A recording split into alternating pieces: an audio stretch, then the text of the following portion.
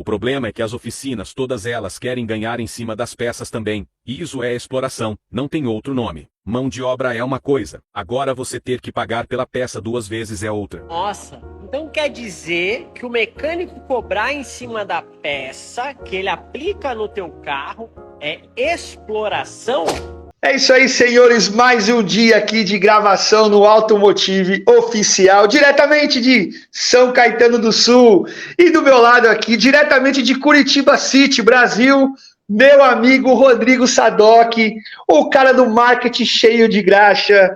E olha, para mim foi uma grata surpresa ter conhecido o Rodrigo, um cara experiente, um cara que trata de assuntos aí como ninguém, e sempre com uma boa pitada de provocação, uma boa pitada de humor, mas uma boa pitada de reflexão, né? Não pode faltar isso, né, Rodrigo? Seja bem-vindo, meu amigo. Muito obrigado, Jason. É uma grata surpresa, um prazer também conhecê-lo aí há pouco, né? De verdade, a gente já se esbarrou aí pela internet, pelas redes sociais, mas tivemos aí a oportunidade de nos conhecer melhor aí na Febral e marcar esse bate-papo, poder estar se aprofundando em alguns assuntos, né? Nada polêmicos, né? Eu não sei por que isso é um tabu, eu não sei por que a galera, né, tá tão assim a flor da pele com esse assunto, mas a gente não tem medo de embarcar nessa, vamos embora. Então, Rodrigo Sadoc, me apresentando de Curitiba, né, costumo já brincar e provocar a galera,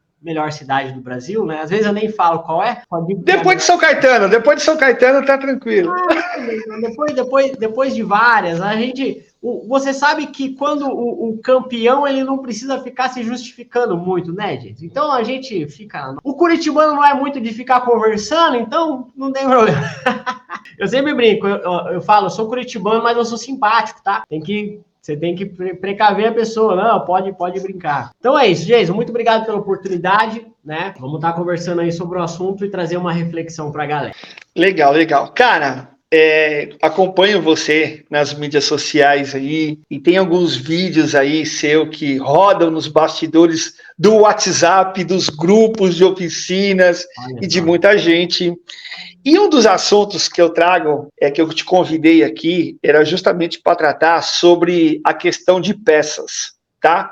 Boa. Onde um vídeo seu, você parece que tem uma pessoa que faz um comentário e você faz uma reflexão em cima desse comentário. E a pessoa, eu senti que ela falou de uma maneira que ela não conhecia, né? Ou faltava um entendimento, porque ela falou que não acha justo a oficina ganhar tanto em cima de peça e uma série de coisas tal. E aí você discorreu aí aquilo que você acredita que seja da maneira correta. Alguns pontos eu também parto do mesmo princípio que você, mas eu acho que é legal nós tratarmos disso, Rodrigo, de uma maneira muito bem clara, né?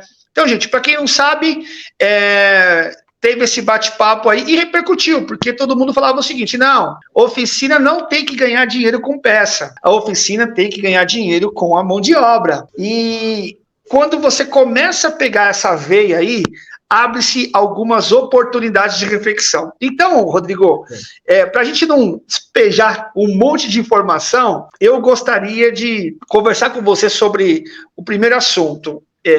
Quando a oficina, ela tem a peça, nós entendemos que ela comprou, deu entrada e essa peça está lá no estoque, tá certo? Essa peça que está no estoque, ela não está lá para ficar de enfeite, ela está lá para no momento oportuno, que vier aquele carro com a aplicação correta sendo utilizada, né? E aí, neste momento que é passado o orçamento para o cliente dá uma googlada, né? E aí ele vê lá que o preço que a oficina mecânica está cobrando não é o mesmo preço que ele tem disponível na internet. Então, nesse ponto aí, eu já queria provocar você aí, no bom sentido, algumas reflexões aí, né?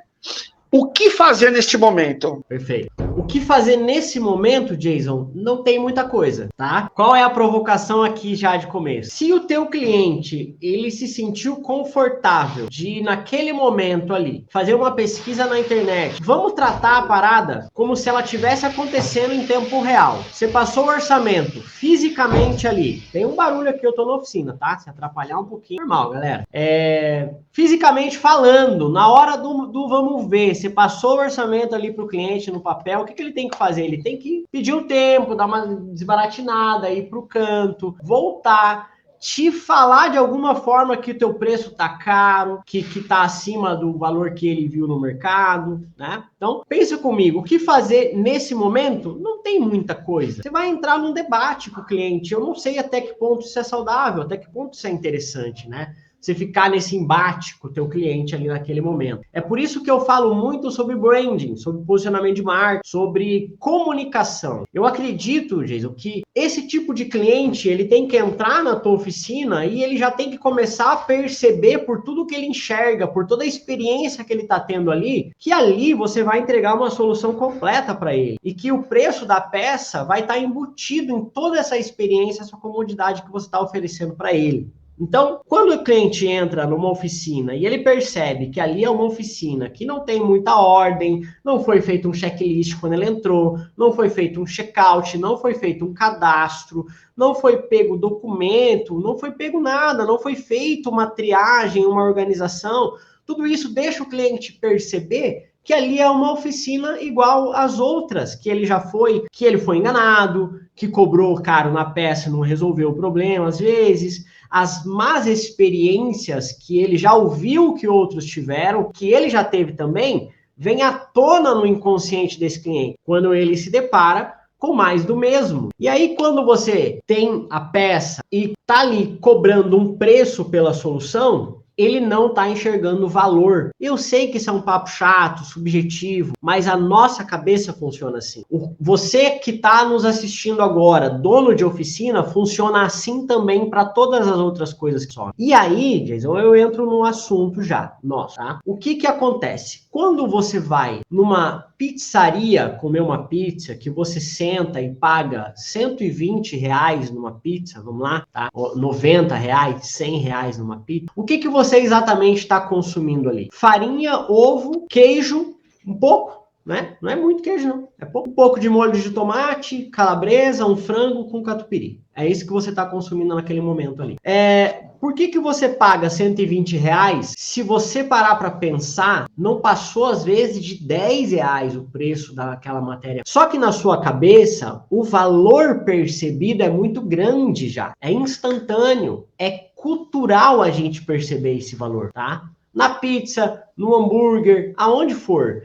E aí é que eu acredito que mora o problema, onde a gente precisa começar a se posicionar e se colocar como profissional, como um empreendedor, como um negócio mesmo, né? Que é nessa questão de conseguir mostrar para o cliente esse valor. Porque aí, quando a gente olha para esses cenários, onde o cliente, de repente, está numa balada e gasta R$600 para tomar 4 energético e 1 litro de vodka, ele não vê problema naquilo. Então, às vezes, e eu estou dizendo que na esmagadora maioria das vezes, na real, o problema não é o dinheiro, não é o preço. O problema é que ele não percebe valor naquilo.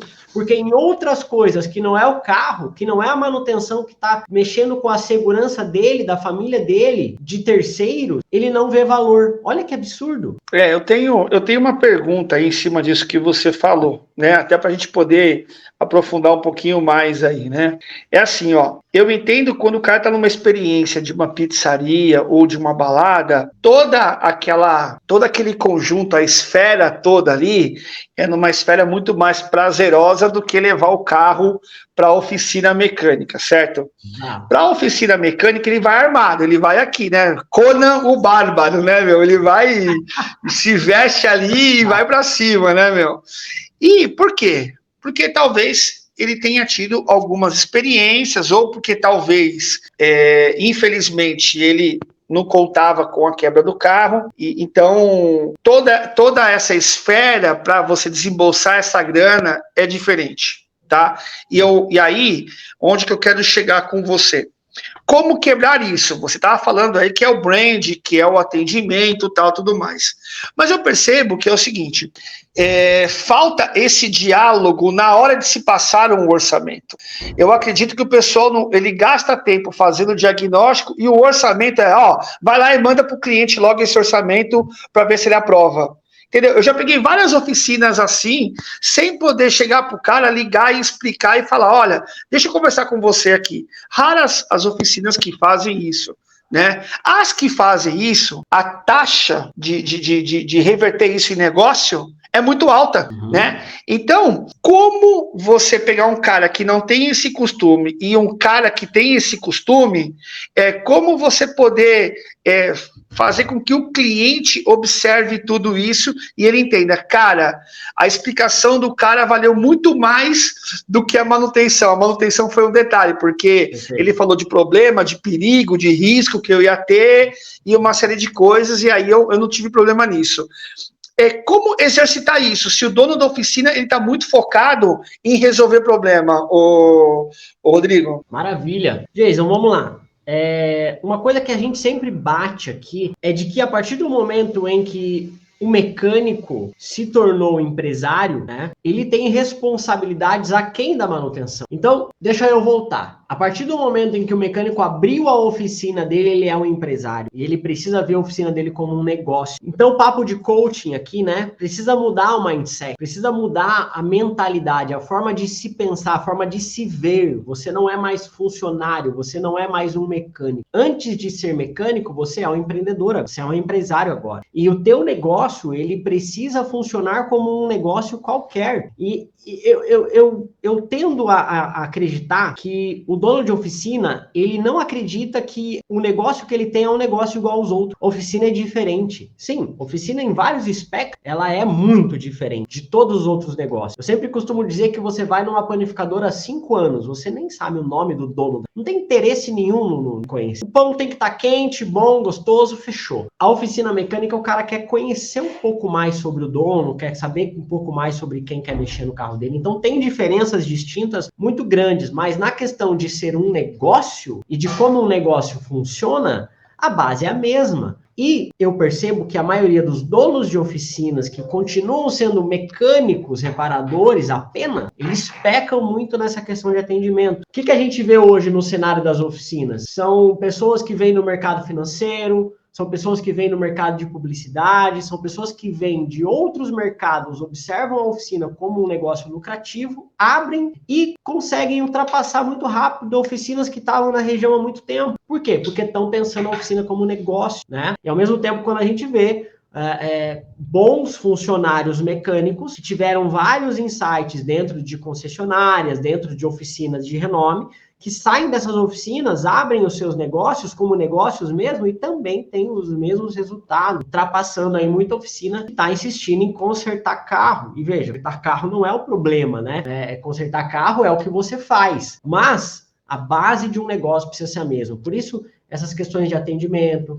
essas questões de você saber não só quebrar a objeção, a gente fala muito sobre contornar a objeção. Quebrar a objeção é confronto com o cliente, isso não é saudável, né? Talvez o confronto saudável com o cliente seja antes, educando ele através das redes sociais, falando em doses homeopáticas um pouquinho sobre o porquê que vocês fornecem as peças e não aceitam as peças dos clientes. A partir disso, você vai, de alguma forma ali, conflitando interesse com o cliente, às vezes o cliente é o cliente que quer trazer a peça, tudo bem. Em um dos meus vídeos eu falo que esse não é o teu cliente ideal, não é que ele seja um mau cliente de forma geral, ele é um mau cliente para a tua oficina, ele não é o teu público-alvo, ele é o público-alvo de outra oficina que trabalha com outro formato e outras estratégias. Então, por que vem o assunto de se posicionar? O assunto de se posicionar é esse. Cara, se você não quer esse tipo de cliente, se posicione ao ponto de esse cliente não vir. E você não ficar criando conflito, né? Porque como eu disse lá no próprio vídeo, se tem placa, é porque tem história. Se tem placa, é porque tem problema, né? Contextualizando para a galera, o vídeo é porque eu postei que fui numa oficina de um cliente e nessa oficina tinha uma placa. Não aceitamos peças fornecidas pelo cliente. E aí eu só postei, né? Porque eu já estava nesse assunto. E aí um seguidor me perguntou, e aí, você não acha que a melhor forma é comunicar isso para o cliente verbalmente e tal? Ou a placa já serve como uma forma de você já ser mais agressivo ali, né? E eu não acho que seja agressivo, na verdade você está comunicando, né? E a própria Alessandra Milano, ela explica de que esse é o princípio de você se posicionar. Você está comunicando. É um método legal, né? É você deixar à vista para todo mundo que entrar lá e saber. Assim como você não aceita cheque, né? Ó, não aceitamos cheque, né? Então, não aceitamos peça, né? E aí a galera questionou muito, não é venda casada? Não é venda casada? Não, você não está sendo obrigado a usufruir daquele serviço, né? E ao mesmo tempo você não está sendo coagido a, no meio do processo, adquirir a peça com a oficina. Você foi informado, existe uma placa ali informando. Né? A partir do momento em que a oficina tem responsabilidade com o cliente também tem responsabilidade de entender como que aquela oficina funciona. E se aquela placa está ali exposta, ela está comunicando um posicionamento da oficina, né? Que se você não percebeu de antemão, se você não percebeu pelo feedback de outras pessoas, se você não percebeu por aquilo que ele mostra nas redes sociais, você percebe ali dentro, né? Então, como que se quebra essa objeção, como você disse, né? Cara, se posicionando como um profissional, se posicionando como um empresário, se posicionando, entendendo, né, entendendo quais são os pormenores disso também. Então, muita gente não entende que, tudo bem, você pode fazer o teu cliente preencher um papel, tudo certinho, de que ele se responsabiliza, mas o próprio CDC, o próprio Código de Defesa do Consumidor, ele é confuso sobre esse aspecto em específico, né? Na relação de consumo, né? Você tem interpretação, e essa interpretação, que era um ponto que eu ia chegar com você, né? Se me permitir, eu vou até fazer essa pergunta para você poder colocar também, né? Eu tenho estudado muito sobre isso. Tá? Você tem o Código de Defesa do Consumidor. Na hora do vamos ver, por mais que você tenha alertado, falado e assinado, depende muito da vontade e do desejo do juiz lá de depor a favor ou contra. E eu vejo relatos de pessoas, tudo bem que isso serve como argumento para você se proteger, não para ganhar, né? E é isso que é triste, né? Porque você tem um código que ele te dá ambiguidade, né? Ou seja, ele te dá aí uma condição de você interpretar de uma maneira de diversos aspectos, né? Vamos dizer assim. Perfeito. Na verdade, assim, a documentação, ela vai servir para você incentivar o teu cliente a usar de boa fé. E eu acredito que isso é muito possível, gente. Eu sou um cara muito otimista no final da, sabe? Porque como se você for pegar os comentários, você vê que muita gente faz isso. Responsabiliza o cliente pela peça. E eu acredito que a esmagadora maioria das pessoas faz isso verbalmente. Isso é um problema. Ou pelo WhatsApp, o que também não funciona muito bem, né? Tem que estar assinado, ou por e-mail, né? Uma assinatura digital, de que ele está ciente de que aquilo é uma responsabilidade dele a partir daquele momento, em que ele assume as responsabilidades de arcar com uma segunda mão de obra, caso a peça venha a dar defeito, né? E não for por aplicação e nem nada do tipo. Por outro caso, o que acontece? Esse cliente ele vai tentar reaver esse dinheiro com o fornecedor dele. Como que ele vai fazer isso? Ele vai precisar de um laudo técnico, um laudo do mecânico para ir. Ou ele vai chamar, ou pedir, solicitar uma visita de um técnico à oficina para avaliar o que houve e se realmente o defeito foi da peça. Isso é uma possibilidade também. Tá? Dentro desses dois cenários, a oficina está em desvantagem, a oficina está perdendo dinheiro. Por quê? A oficina está em prejuízo. Na questão do laudo, é um trabalho que a oficina está executando ali. Isso não vai ser cobrado? Isso não vai ter, de alguma forma, sido previsto no orçamento? Então já fica a dica que se você vai aceitar a peça do cliente, explique para ele os pormenores e que por isso a mão de obra ela é mais cara. Porque, cara, houve um caso aqui agora, recente, na Alvento, do tensor de coço da Amarok. Eles são extremamente parecidos os dois. Mas o técnico bate o olho e vê que tem diferença. O cliente, por mais entusiasta que ele seja, por mais interessado, estudioso sobre carros que ele seja, aquilo ali passa por ele. Ele não vai perceber. Então existe uma análise técnica do próprio profissional, que isso é anos de experiência, para ele bater o olho e ver, cara, não é a peça. O cliente vai falar, cara, claro que é, eu paguei, passei todas as especificações que você me passou e tal, e isso é muito comum nas oficinas, né? Então, a peça vem errada, é um trabalho verificar. No caso do cara vir, de um técnico da fornecedora vir avaliar a situação, o carro está lá parado, ocupando um espaço na oficina. O mecânico vai perder tempo com esse técnico lá dentro também. Então, quer aceitar as peças do cliente? Entenda entenda que existem situações ali que vão te onerar também. Por sorte, na maioria das vezes, não acontece os problemas? Sim, por sorte não acontece, tá tudo bem. Mas quando acontece, cara, a corda arrebenta sempre do teu lado. Então, por uma questão de posição e de opinião, não sou o dono da verdade, não sou o cara mais entendido do assunto, mas na minha opinião, para resumir, eu não aceitaria peça, eu incentivo que as oficinas não aceitem, sabe? Mas vai de cada oficina, vai de cada modelo de negócio, vai de cada público-alvo que essa oficina quer atingir, vai de cada estratégia, e tem público e tem mercado para todo mundo. O que eu percebo é o seguinte, há uma tendência natural, né? Eu vejo muitas vezes quando eu estou no shopping com a minha esposa, ela vê um vestido, um calçado que ela gosta e ela dá uma pesquisada, né? O homem já vai mais para a parte do aparelho eletrônico, né? Mais uma série de coisas aí. Mas eu particularmente não me preocupo se está mais barato ou não na internet. Por quê? Porque se eu tiver que reclamar, eu quero voltar na loja, entendeu? Ó, meu amigo, 7 dias aqui, fala que se tiver defeito, então não quero saber, se vira, deu defeito, né? Então eu procuro essa comodidade. Quando se compra pela internet, você vai, testa, depois você vai, coloca no correio, escreve, aí demora para o cara voltar o dinheiro para sua conta. Então existem aí algumas ponderações a serem feitas, mas eu percebo que, Rodrigo, é natural com que as pessoas peguem o celular e dê busca, vai lá no Mercado Livre, uma série de coisas. Eu quero chegar num outro aspecto com você também. Bom, posicionamento, eu também acredito que você usou uma frase lá no vídeo que a peça, ela é negócio da oficina sim, né? Porque existe uma responsabilidade técnica do dono da oficina ou dos mecânicos que vão aplicar essa peça naquele carro. Então, ele, teoricamente, não, né? Na prática, ele é corresponsável com tudo aquilo que ele vai fazer. Será que não falta dividir um pouco dessa responsabilidade com o cliente, dizendo o seguinte, meu amigo, eu posso instalar essa peça aqui, você pode andar 100 quilômetros e não dá nada, mas você pode fazer uma viagem e acontecer de uma quebra, né? Ou acontecer de você ficar na mão, porque existem determinados tipos de peça que não funcionam para os mesmos carros, né? Onde eu quero dizer o seguinte, existem componentes que tal marca é melhor para aquele tipo de montadora.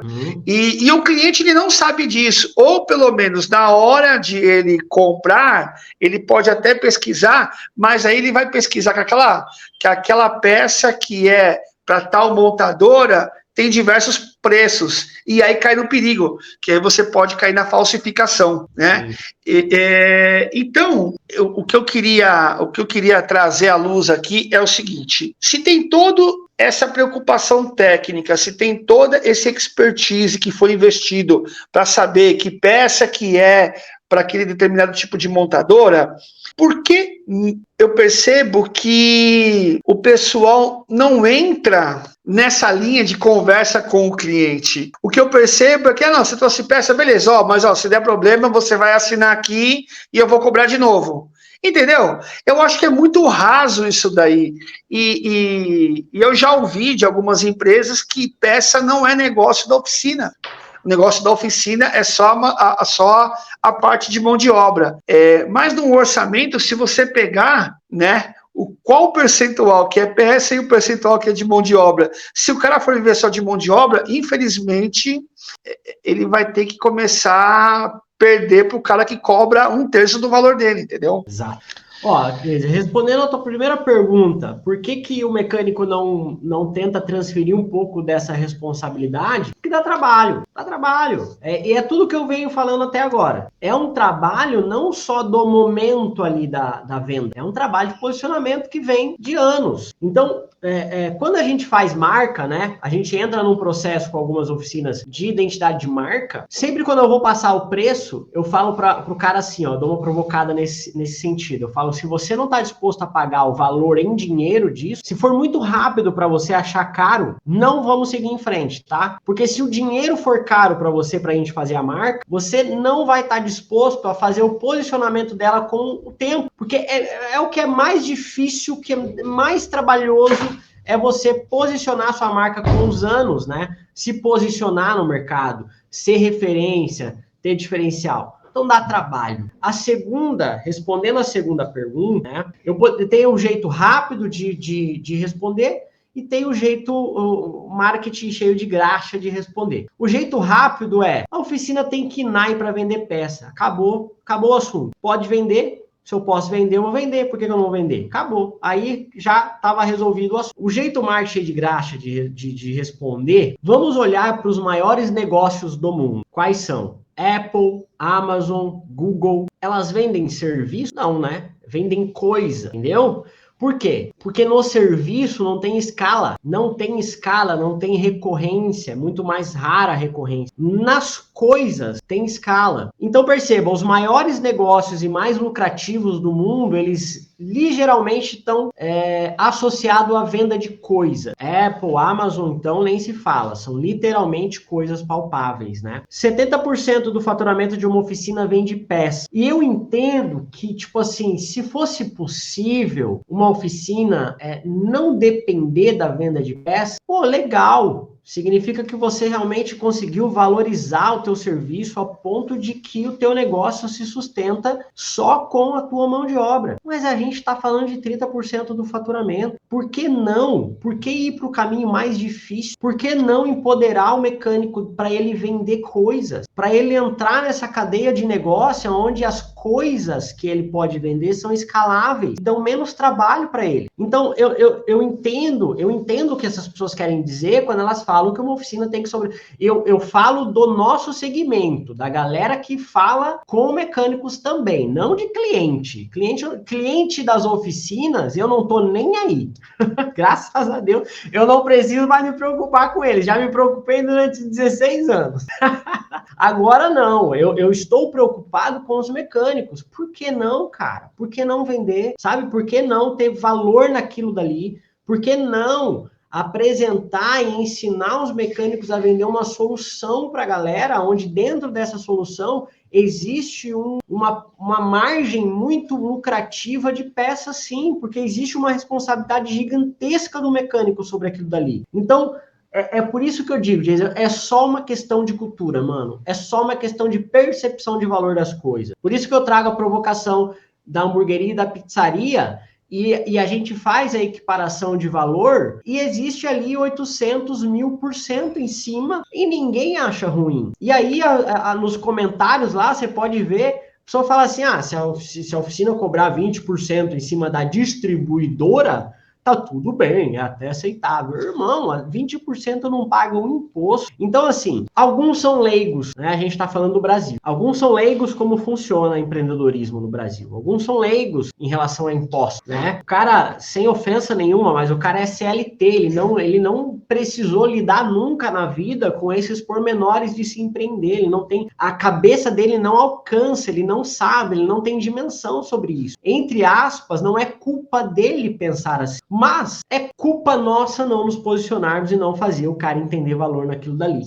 tá? Então, resumindo assim, eu deixo a minha provocação. Por que a oficina não pode ganhar? Por que a oficina não pode encurtar um caminho de faturamento? Já que os maiores negócios são baseados em venda de coisa. Ou a gente quer que o mecânico se mate de trabalhar, vá das 8 às 8 todos os dias, o que é muito normal, o que acontecia comigo na oficina, na Lagoa, para poder tirar ali 100, 200 reais, sabe, a mais na semana de lucro, que é a realidade de muitos, né, cara? A gente precisa vir para o chão de oficina de verdade.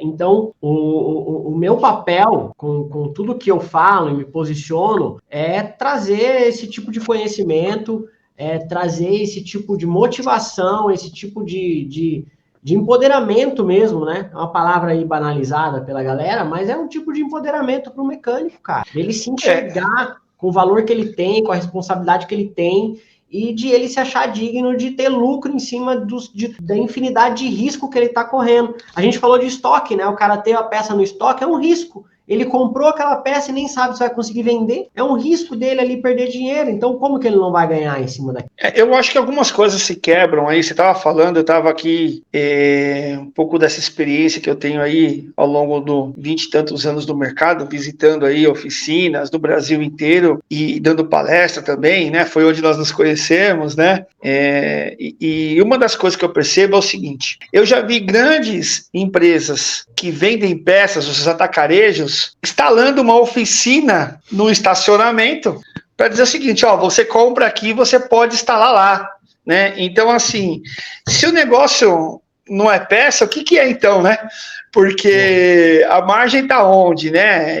Tudo bem, eles são atacarejos, é um outro business, né? Mas tudo bem, mas eles estão entrando no business chamado oficina mecânica também, que eles estão pegando um profissional para trocar um óleo, trocar uma palheta, trocar um disco, instalar alguma outra coisa lá, né? Mas isso não é o movimento do atacado e do varejo. Isso não é eles que estão começando a fazer isso. Isso é uma resposta que eles estão dando ao próprio consumidor.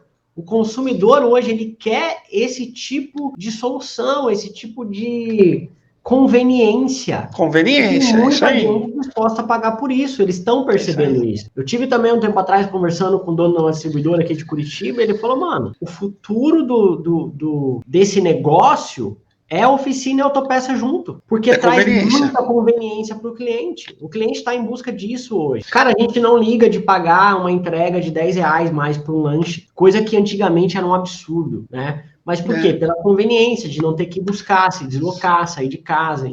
A gente está nesse cenário hoje. O que eu percebo também é o seguinte, e aí abre-se algumas oportunidades, e aqui vai uma dica, tá, galera, que está nos assistindo aí, e o meu amigo Rodrigo, ele pode ajudar nisso daí, né? Oficinas estão deixando de ser meramente oficinas só para se trocar peça ou resolver problema. Elas estão se tornando boutiques, né? E aí que é legal, porque você começa a elevar o nível, né? Então o cara falou assim, não, eu quero levar meu carro lá. Por que eu quero levar meu carro lá? Cara, porque lá tem o detail, lá tem toda a parte de atendimento, lá eu chego, faço ligação, troco ideia, converso de tecnologia, converso com o dono da oficina, vejo os equipamentos novos que estão chegando no mercado, uma série de coisas. Então, existe também essa maturidade do nosso mercado em cada vez melhorar e aprimorar, né? Oficinas passam de ser somente oficinas. Pelo amor de Deus, eu não estou depreciando quem é oficina, só estou dizendo o seguinte, que começa a agregar mais negócios dentro da própria oficina. E aí se torna um hub, né? Que é isso que também é o que nós estamos brigando aqui, no sentido de, cara... se torna empresário, o empresário ele é empreendedor, e o empreendedor ele vê oportunidades, ele caça, né, nichos específicos que fazem com que ele seja próspero, né? Então eu acho que é esse que é o recado que a gente está tentando dizer para o cara, ó, peça, não tem chance. Ou o cliente vai trazer ou você vai instalar. A relação que você tem é que vai determinar de onde que vai vir, né? Okay. Você tem que ganhar. O cliente quer trazer, ele acha que só ele vai ganhar. Você falou uma coisa interessante, né? Vou na pizzaria e vou levar o queijo, né?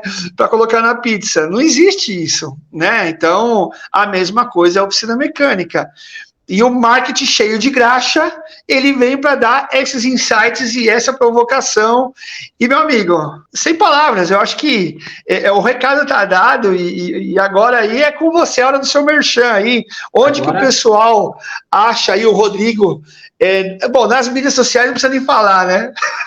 Acha aí pagando um mico com os memes... né? Só dancinha eu não faço porque eu já parei com essas coisas, eu dançava lá na adolescência no street dance, agora eu já me aposentei, né? A não ser que paguem, né, gente? Vai com a indústria queira patrocinar uma dancinha do marketing de graxa, a gente arrisca uns passinhos. Mas a gente se encontra no marketing cheio de graxa, né? No @ ali, no nosso perfil. Tá, gente? A gente tem também o Repare, que é da onde sai muitas desses insights, é onde a gente está ensinando a galera. Para quem quiser tá com a gente, terças-feiras online, às 2h da tarde, tá? Nós já estamos há 42 semanas com aulas semanais, sempre trazendo gente nova, sempre trazendo assuntos que é mais do momento, né? Então, o que é o Repare? O Repare é uma escola de gestão, marketing e vendas. Então, a gente tem essas aulas online e gratuitas todas as terças-feiras, às 2 horas. E depois, todas essas aulas vão para a plataforma do Repare. Lá você tem acesso a todas as aulas que já tiveram aí, as 42.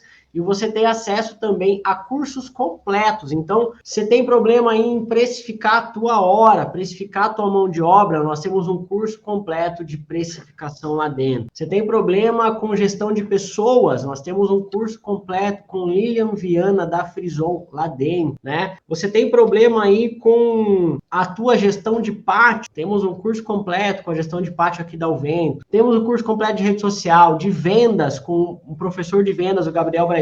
Então, o Repare traz pessoas, a gente já teve aula com a Karen Fritz, lá da Champions Car, né? A gente já teve aula aqui de estética automotiva com o Léo da Blash. Então, a gente está trazendo gente, daqui a pouco a gente vai ter uma aula do Jason também, lá dentro, já estou aqui cantando uma aula. A bola... E temos o nosso arroba, que é o Repare Sua Oficina. Então, a gente está sempre respondendo caixinha por lá, tirando dúvidas da galera, né? Se são perguntas que a gente não sabe responder, a gente vai atrás de quem sabe, tá? Boa. E tem muita novidade para chegar na parada. Tem muita coisa nova, então vai acompanhando a gente lá, que eu tenho certeza que vai ser legal. Espero ter contribuído aí, espero ter provocado, né? Eu gosto de provocar, eu gosto de trazer reflexões. Eu não estou aqui sendo dono da verdade de forma nenhuma, mas eu estou dando opiniões. E quem dá opinião quer que a sua opinião seja aceita, né? Então, não estou sendo dono da verdade, mas estou fazendo aqui a venda da minha verdade. Se você aceitar, eu acredito que vai ser muito positivo para você. Se você não aceitar, vá em busca de algo que funcione e que te dê lucro. No final das contas, irmão, eu quero ver você tirando férias, eu quero ver você indo no cinema com a tua família, comendo pipoca no combo, sem se preocupar com o preço. Nossa missão aqui do Repare, da Alvento Education, é enriquecimento. Dos nossos alunos e de quem está próximo a gente. Então é isso daí. Boa, boa. Fica o convite também aí para trazer você novamente e o meu amigo da Alvento aí. Eu quero saber um pouco mais sobre o mundo da Amarok, provocá-lo aí também, porque esse é um assunto que eu sei que você está acompanhando de perto. E, cara, para quem não conhece, o Rodrigo Sadoc é um cara aí extraordinário aí, né? Um garoto prodígio aí que gosta de provocar e gosta de fazer as coisas acontecerem. Eu já vi essa provocação, tive a oportunidade de assistir a palestra e algum dos insights que ele dá lá é muito precioso e eu tenho certeza que isso pode contribuir muito e para mim é uma honra ter você aqui, viu, Rodrigo? Fiquei muito feliz de ter aceito o convite. Sei que já era para ter sido gravado isso há um tempo, mas é lógico, né, meu? Depois de uma maratona, precisava curtir um pouquinho as férias aí com a família. Eu acompanhei as férias, os micos, os pratos que você postou lá. Eu falei, cara, esse cara gosta de comer, viu, meu? Se tem uma coisa que eu gosto é de comer. Quero me deixar feliz. E eu já aprendi, hein? Vou pro rolê, eu sento do lado do Jason agora. Boa, é nóis. A comida chega, é coisa linda. É nóis, é isso aí. Obrigado, Rodrigão, sucesso, meu amigo, muita paz aí, muita saúde para você, para todos aí, e as portas estão sempre abertas aqui do canal Automotive Oficial para vocês aí, viu? Show de bola. Tamo junto, pessoal. Até a próxima.